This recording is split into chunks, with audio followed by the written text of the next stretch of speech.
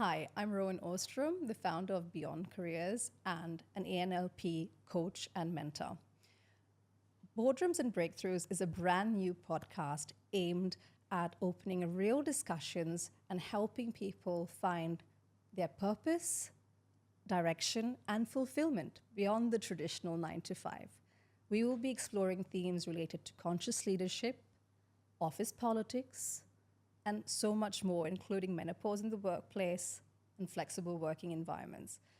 This is a podcast for ambitious women who really want more out of life. So, on today's episode, I'm here with two very senior professional women who have added so much value in their careers and have made some interesting and exciting transitions in their own lives. Helen Pleic is an RTT qualified coach, therapist with many years of experience in Australia and the UAE at senior positions. She has helped people transition in their lives and careers to seek the best performance and improve their productivity. And she's with us today to explore a little bit about how past conditioning can affect the way we show up at work. I'm also here with Ivana Ogbu, who is an ex-UN consultant on sustainability, the author of children's sustainability books, and so much more. There's so much more. So I will allow you ladies to now introduce yourselves and we'll take it from there. Hi, I'm Helen. I am a clinical hypnotherapist with a background in senior leadership. So I can give you the insights into why people behave the way they behave at work and why you're behaving in ways that might not be productive for your career. That's amazing. We're looking forward to diving down into that. And Ivana, let's hear a little bit from you as well. Hi, my name is Ivana. I am an entrepreneur and a children's author. I'm also conscious parenting and a life coach. I work with educators and school leaders to assist them in bringing change makers, bringing up raising children who are conscious of their environment. And I also work with parents to help them work through their childhood, their family patterns, anything that they wish to break through to be able to really raise children who are authentic, who are whole within, and who are able to contribute to a multitude of crises that we're experiencing today. Wow, okay. So I think from our speakers, you've got a little sense of where we're heading. And in today's episode, we're going to be exploring conscious leadership and the various intricate relationships between past conditioning, limiting beliefs, how that shows up in our leadership style. You've probably heard the saying that, leaders need to walk the talk. But what if they're doing that in the only way that they know how? And so we're here to discuss with Helen and Ivana the various implications from a lens going way back. Okay, let's start with you, Ivana, because I know that you're into conscious parenting. And let's go way back into how this could maybe show up in the way people bring themselves to work. Yeah, that's a really deep topic. From the conscious parenting space where I come from, and I've been trained and work with some of the leaders in conscious parenting, conscious leadership work, like Dr. Shefali Tabari. The reality of leadership, and I believe with my heart that leaders are not born, leaders are raised. Mm-hmm. And that begins at home and then continues in classroom. And what that essentially means is that a child, when they're born, they are whole. They're already complete. They come to this world and they think like, oh my God, I landed in this family, in this country. They're going to help me thrive. They're going to help me realize my full potential. And they have the best intentions. And they have this purity. So intuitive. And then they're raised by the parents that have been raised by their grandparents, and then their grandparents. I know Helen's nodding along. There's more there. And there are, with the best intentions, all of us as parents, we come in and we bring in all sorts of cultural conditioning, family patterns, things happen to us, and that determines our level of consciousness while we connect and are trying to bring our kids out. That that involves mindset, that involves the way these children are emotionally held in their process of child development through those difficult years when they cannot regulate their emotions. And eventually it really determines the kind of resilience, the kind of self-awareness, connection to self, safety that they experience or not experience in their life. And that determines whether they really can rise up to the role and expectation of a leader that we aspire to see today in our boardrooms, in our schools, in government positions. So it's really, there's so much that comes from the way we were raised. Parenting. Helen, I noticed that you were nodding along, so I know that you have a lot to share in terms of insights, especially being a rapid transformation therapist. Yeah. I'd love to hear your take on it. Yeah, I think one of the themes that Ivana raised is that cultural conditioning, and it's everywhere. And this is the first time in society that we have social media and everybody has access and understanding of how everybody else has been raised. And when you come and when you just think about that, oh, but they have this, but I have this, and you're white, and you should be this, and you have strict parents too, and you grew up with this. So a lot of people are beginning to understand that they've had very similar experiences in different cultures. And some cultures are naturally warm and open. Other cultures are naturally closed and reserved. And what you might think is, well, they don't like me, is just that culture's way of being. Like, you show up, you present yourself, you're not open, you're not warm. And that is the natural way to socialize. And when you come into the workplace and you have a leader, or you yourself are somebody who, through cultural conditioning, the parents have migrated to another country, which is what happened in my case. And there's a whole set of expectations put on the first generation to be very successful. In the right environment, it can be great. It can create self-leadership, a drive to achieve independent thinking and creativity. And on the flip side, it can create an internal dialogue that's really self-sabotaging, filled with self-doubt. And there's many other things that I could talk about, but I think cultural conditioning, when you're in the workplace, just take a step back and go, okay, this person is communicating and they're defaulting to their primary cultural conditioning and their parenting upbringing. And this is the first generation where there's so many parents that are conscious and they want to raise the most conscious children. And they're petrified that if they have one mistake that the child's going to be ruined forever. And I'm like, it really does. It doesn't work that way. Yeah, it doesn't work that way. The nervous system does not work that way. Like, your nervous system is cumulative. And if you have enough cumulative, positive, diverse experiences, you will naturally be an adaptive leader. And I think, that's kind of what we're really looking for. That's an interesting point. So would you say certain cultural conditioning, perhaps certain limiting beliefs might have been picked up along the way, and perhaps even, through parents being our first point of contact, obviously, in our lives? Do you think that lends a little bit to imposter syndrome and, sort of behaviors where we see this maybe slightly ultra-competitive conditioning as well, the way people bring themselves to work and interact with their colleagues? Yeah, so one thing that as you said, conscious parenting is something that's evolving, and we are having the first generation that is beginning the work, and this is an ongoing, lifelong work of raising our consciousness. So inevitably, regardless of how conscious we are, we will damage our children. But this is our work, right? As human beings, we're evolving. But what I believe cross-culturally, which is so evident in leadership that we see today, is that regardless of where you come from, I've lived and worked in many different countries, there's still a saying, and our parents' generation have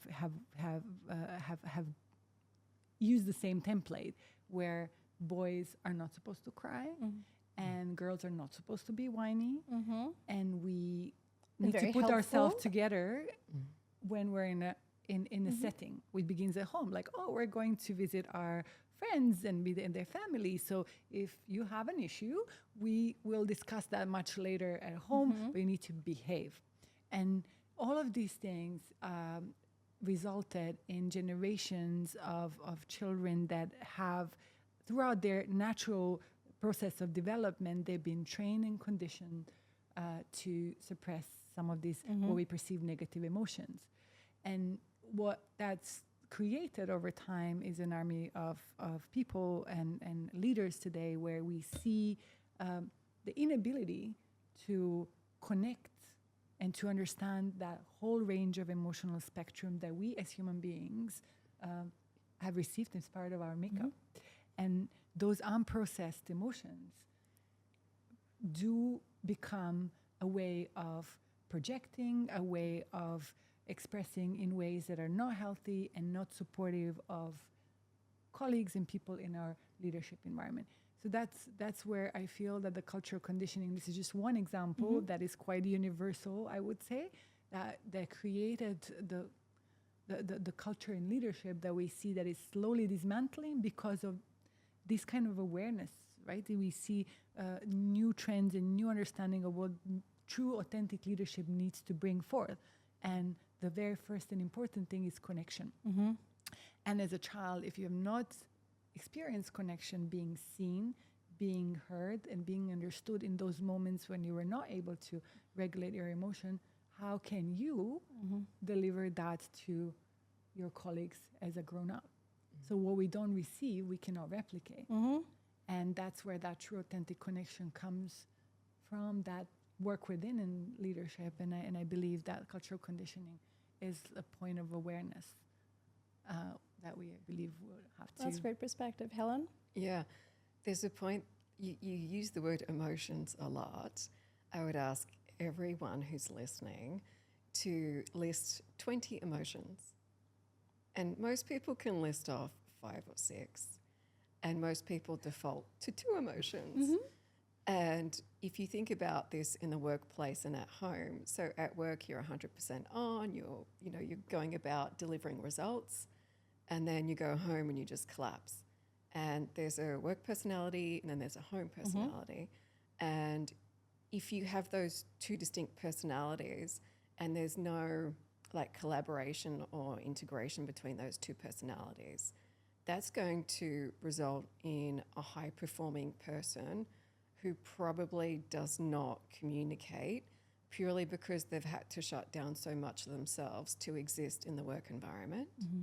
And what's important for everyone to understand is that it might not be you, it could be your leader. Their form of connection only ever came through praise when they were achieving. And that will create a leader who's, here's the P&L, make the numbers work. Why was this wrong? Let's fix it. Performance oriented. And it can be very matter of fact. And let's face it, an organization, if it doesn't perform, it's not going to exist. So if you put that to the group, and I've been in many restructures where it's, do you want to keep your job or do you want to have a good time? That's what it comes down to. Do you want me to be the fun, manager because I can be that? Is it really that polarized? So sometimes it can be, depending on the different economic circumstances, and like Of the leader growing up. Of the leader and of the organization. Okay. So organizations go through phases where they're profitable and then where they're not. And then you need to understand that your career is a long-term game. Leadership is a long-term game, and most of life is a long-term game. And we just think of it in these small micro moments. Let's achieve, let's be quick. And the thing about performance is, if the market's down and you know you're going to sustain losses, and in the long term it's going to turn around and you're going to pivot, how do you navigate that communication and that energy in the organization using leadership to move it forward? And that's a different sort of language skills that most leaders don't think about or have or use. I personally had to go through a whole lot of learning about the language around emotions and learn the terminology in my language, then in my native language, then in English, so that I could begin that process first with myself and then with my children. And then when I go to schools and I talk to educators and school leaders to understand where they are on that spectrum. I have to share this example. I was recently at a school, an international school, beautiful event, all leaders around, and I walked around the school and I saw all these pillars, and on every single pillar was written, "Be happy." Mm-hmm. And That's a so big just one. imagine a child walking around every single day, bottled with all these emotions and pressure around With a big performance, and smile. and then be happy. Yes, of course. Yes, be happy. Whereas leadership and child development and mental health expertise there, It comes from a it's, good place, perhaps. And I absolutely. think, But consciousness, this is exactly what we're talking about. So very good the place. intention's great.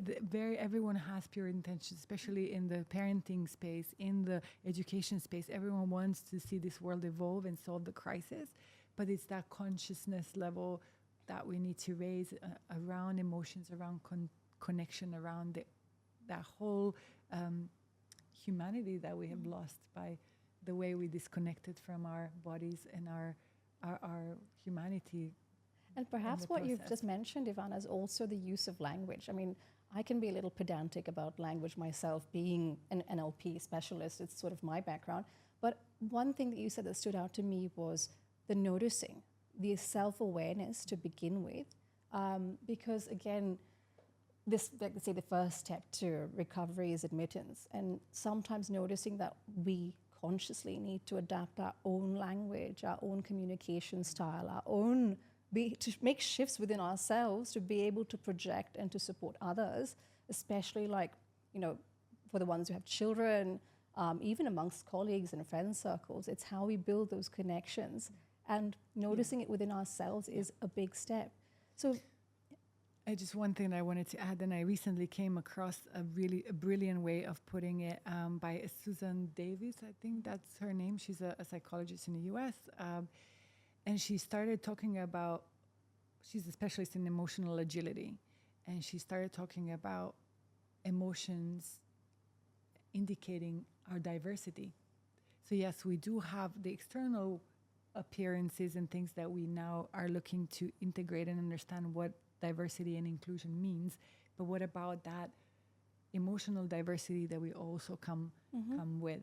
And how do we, if we're in a workplace and there are colleagues and employees or companies going through a process restructuring, how do you, instead of forcing any sort of positive psychology and all of those things that we now understand that are not really healthy at all, we're not, by forcing that, we're not giving space to colleagues and others to deal with this, to navigate and integrate, deal with stress, deal with the fears of restructuring, of losing a job, of everything that comes with any sort of change in structural. Do you feel like it's a lot of, especially at times of organizational transformation, do you feel that the energy tends to be a little bit one of suppressed emotions and bottling up of? Is that where you're sort of going with this? Yes, so leadership would make a difference or break the whole situation, right? Yeah, they do. I've experienced twice, one where it was done really well and the other one where it was not. And where it's secrecy and it's closed doors, people begin to just gossip. I'm going to come into that one. There's so much more to unpack there. And what you want to do is just avoid the gossiping. And sometimes my update to my team would be, I have no update for you this week. I don't have the visibility to give you anything. And as soon as I do, I'll give it to you. And that's all a leader can do. You can only manage somebody's expectations. And, when you talk about an organization, where it's been, what you've learned from it, how it needs to transform and change, because the change curve is all about emotions. It's about denial, and this is any change, any ending. If you're leaving a career, if you're leaving a relationship, if even your own identity. Well, that's sort of a grieving process. It is. Right? Who you were 3 years ago. Have you grieved? Have you grieved that person? I know for me, I've really changed my identity throughout this career shift, and And it's like, wow, I have to take some time to kind of really acknowledge everything that I did 3 years ago and what I'm doing now. And it's an internal thing, it's an external thing, and communication. 100%. I just want to come back to a point that you said as well, where it comes to like organizational transformation, suppressed emotions, and how people navigate. I know a lot of people, especially employees, tend to expect an update. And again, I've worn my strategic communications hat back in the day, so I understand this. And there tends to be a lot of pressure, on C-suites to host a town hall or communicate. But something that came across to me just now was the sort of matter-of-fact, honest, and rather empathic way of handling the situation. Because sometimes maybe just acknowledging that there is no update as yet, but you're in the know as much as I possibly can share with you right now. And maybe even acknowledging a little sense with a bit of vulnerability could do so much, I believe. And I've seen that happen in organizations that I've worked with, where the leader has sat people down and said, look, these are the circumstances, the economic circumstances, as you mentioned. These are the circumstances. There are things that are within our control, and there are things that are outside of our control. And this is how we navigate. Sort of like how you would say to a child, dealing with a certain situation, but we are in this together, and I will help you in the best way I can. I had a client reconnect with me, and she told me about people just being called in one day into a room and being let go. And what you need to understand is when there is big shock, that puts the nervous system into freeze mode, or it puts it into extreme states of fight or flight. And that creates so much more problems for that person processing the event later on than an open, difficult conversation. Or it's not even difficult, it's just an uncomfortable conversation. It's uncomfortable to tell people we're downsizing. And if I may add to that, so grieving the previous life, right? I had the life where I worked for the United Nations. I worked in many different countries, including conflict zones. And so unlike corporates, in most cases, that don't deal with any sort of immediate threat to life, I was in situations of really big shifts that threatened our own existence, physical existence. And there were situations in which leadership made a huge difference, and a situation in which there was absolutely no connection to what we're going through, and we were not psychologically taken care of. And that's all to say that these extremes, and as Helen was saying, although this occurs as a big trauma, and then being in a cushy corporate job in Dubai is possibly not seen as a trauma of losing a job. There is no such thing as big and small trauma. No, it's all kind of it's your nervous relative to system. them. It's really that nervous system that is wired this way or that way based on our experiences that get us in the exact same physiological experience of either fight or flight. And there's more to it. There's fleeing, there's freeze, you can either freeze, or you can just try to escape the situation, and there you can just there's so many different variations of responses to this, but it's essentially the same physiological and emotional reaction in some extreme trauma cases. And in general, I think that's what leaders would ideally understand before they go and speak to and connect to their employees. It's really important that you raised this, Ivana, especially at a time like this that is so sensitive. We're going through a catastrophic period of time where we haven't seen conflict like this in a long time.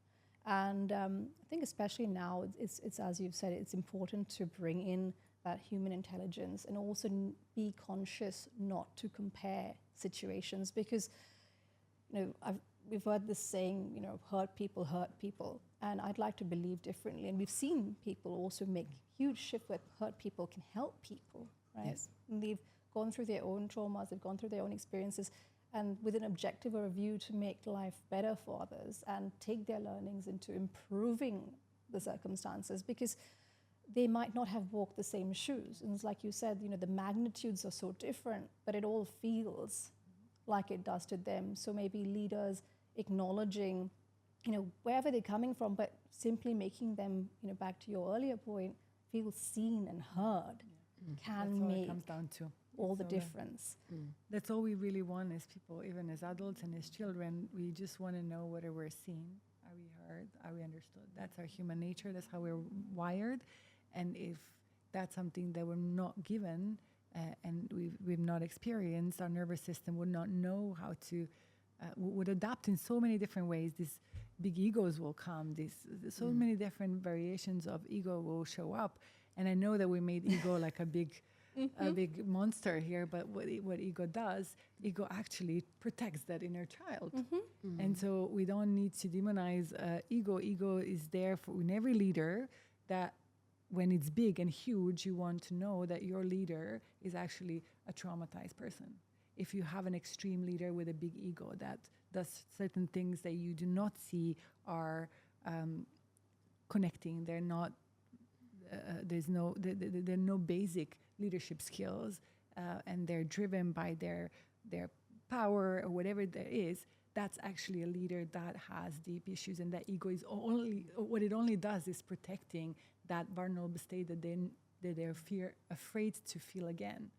And then when we see that as employees as well, and we can see leader that way, that would also shift our perspectives as employees of how we see them, how we interact, and what we could possibly do. So there's really all those nuances of psychology that if we know them, if we make an effort to consciously understand them, we would be able to find ways to work around it and help each other in the workspace. I think the way that people are promoted, just that breath, that says it all. So you're a high performer, you're a technical expert, and you get promoted. And then all of a sudden, that might be you have 3 people under you, then you have 5, and then, hey, you're the problem solver, so we're going to give you this really big problem. Before you know it, you've got 25 people under you, and you've had no people training, no leadership training, and you don't have a budget to send everybody else away to get skills development. So this is if it's not a personal thing for you to understand and to be the best leader that you can be, and in some organizations and some industries, it is all about technical. Like you think about Elon Musk, or you think about like Apple, there's a high level of, I want to be in that high intense environment. And the people that want to be, and that people that want to be in that boiler room probably have some trauma in their background. And that's fine. And not all trauma has to be a problem, because it can be a great catalyst for growth. When you're in that situation for a prolonged time, it can also lead to stress, burnout, burnout, crisis, midlife crisis, an addiction to alcohol, prescription medication, all sorts of coping mechanisms, and especially now gaming. And this is this is destructive.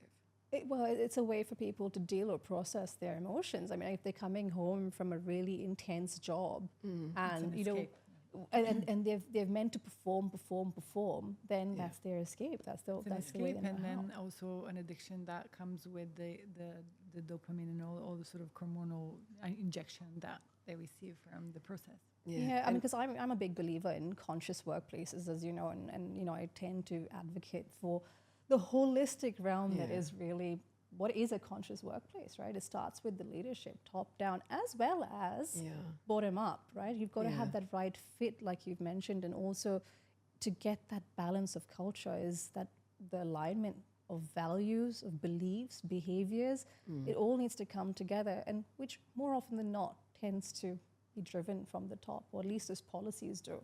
So now we've heard some of the little telltale signs. What can we, like if we were to sort of summarize the toxic traits, like what should people notice, since we talked about noticing, what should people notice about maybe not so positive leadership styles or behaviors that they might be exhibiting? For me, the first thing that comes to mind is the way the leader communicates. So the communication style, where does the communication come from? And I know it's really not as easy at times to dissect where the leader is coming from, especially in a crisis situation, right? But there are 2 places where a conscious and unconscious leader will come from. A conscious leader will come from, obviously, in a stressful environment. there would be some level of fear and discomfort and all of that. But if this is a conscious leader, this leader would have the empathy and ability to connect and understand the culture and the psychology behind the process.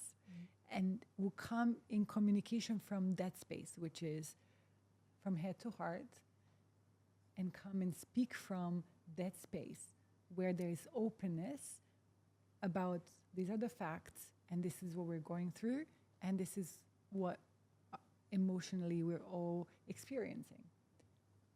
And then an unconscious leader will probably not get anywhere near anything other than factual and very much structured. Like we'll get to tell you what we More what we head know, than heart, head perhaps. than heart, and trying to sort of manage it from that big ego space. But that would be the fear. That would be the anxiety. That would be all of these things. Like, can I handle this? And that will put them first. They will put themselves first, handling what's uncomfortable, and that will reflect in the way they communicate. So there won't be a connection. There will not be a connection. And that can be felt. People feel it. People know it. Yeah, it's genuine. Helen, you want to add something to that? Yeah, I think, between conscious and unconscious, you can be busy and you can lose sight of the fact. A conscious leader will always have their internal awareness radar going on. Like, that when you walk through or past your team, you say good morning each and every day. Some people don't do that. They walk in, like head down, they go in and Just giving me deja vu. So they're not present. yeah, I think we all know someone like that. Or someone in our yeah, we've lives. all worked for somebody like that. I mean, sunglasses, head in, like, don't talk to me. And don't take it personally. So for people that are in that situation, do not take it personally. And I think one of the biggest things is understanding if there is favoritism within the team. I think that's really unconscious and that can be quite toxic. Oh yeah, I agree. Like, and in that environment, you need to make a decision. Do I want to stay here or do I want to move? Because organizations, they're slow to act. I'm just calling a spade, they're slow to act. I've been in many situations where 5 or 6 people have had to resign before a problem leader has been actually dealt with. And you just have to find what you enjoy outside of that leadership. And the of your bigger the machines immediate- are, the slower they are. It's Yes. just, the nature of the beast. Yes, yeah. All right, because I know that we're running out of time, but I do want to end on some positive closing notes. And since this is Boardrooms and Breakthroughs, I'd like to hear from you both what your biggest breakthrough has been in your life. And we'll start with you, Helen. Oh, my biggest breakthrough, reconnecting with my intuition. I think in a world of masculine drive to perform, hyperachievement, taking a step back and kind of going, wow, this intuition is really helpful in many different situations. And I think when women actually find that inner balance and inner peace, they operate in a different way. Ivana? Beautiful. Like, it's totally like, Resonates. yeah, borrow that one too. For me, it was also really, really big, to the point where, the intuition led me to some of the basic things that I understood. And this is obviously not to put anyone or have anyone judge for the choices, which I also made them, but like sort of getting off the contraceptive pills and all of those things that we pump into our body, which actually are part of the one of the factors for hindering our intuition. So Yes. I realized I connected to my body once I said, okay, enough, and let me see who I really am. Because with contraceptives, I felt like I was in this full-on masculine, very, very structured, very organized, and all of that was there. And I just had no feeling about my body, my cycles, how I am throughout a month. So it's completely erased, right? So definitely, like so many things open up, and there's intuition is definitely one. And another thing is really knowing. For me, a big breakthrough was really knowing that at the core of our being is that need that we all have to be seen, heard, and understood. And once I got that, I do come in any situation, a conversation, whether it's with my child, with my partner, with my clients, with my colleagues, is to try to dig and understand beyond all that surface conversation and emotions. What is it that they really were not heard and seen for and understood, and how do we first settle that before we get into the right kind of actions for healing? I think both those perspectives are so incredibly insightful, and I'm so delighted to have been able to share and discuss and have these really sincere conversations. And I think really this is the aim of this podcast, and I think you've teed it up really nicely, better than I could, for our next episode, which will be touching on menopause and hormones and how that affects how we, the way we work. And I think just also to add to your point, sometimes because, in the leadership challenge, which is a framework that I learned, we talk about modeling the way. And if we are surrounded by masculine energy and we've only seen leadership in a certain light, we've only, experienced it in predominantly one way, how can we get leaders thinking in new ways and differently? And also, how can we show up balancing and bringing in our authentic feminine selves to show up for other women, to show up for other people, and realize that it's not a sign of weakness, that vulnerability. Because, when you describe Helen, I had a little chuckle, because the people who come in with their shades and they don't talk to you, I do feel that that's a desire to be seen as an authoritarian figure. And perhaps that might have been something that they brought along from their past, from leadership or parenting that they have experienced in their lifetime. And, since this is Boardrooms and Breakthroughs, we'd like to be able to shed some light on how we can challenge that notion to just really show up as authentic leaders with head and heart, get the results, but do them in a way that's inclusive, supportive, and puts humanity at the center of it all, which I feel like we really need today. So thank you, ladies, for joining me. I really appreciate your time, and thank you all for listening. Yes.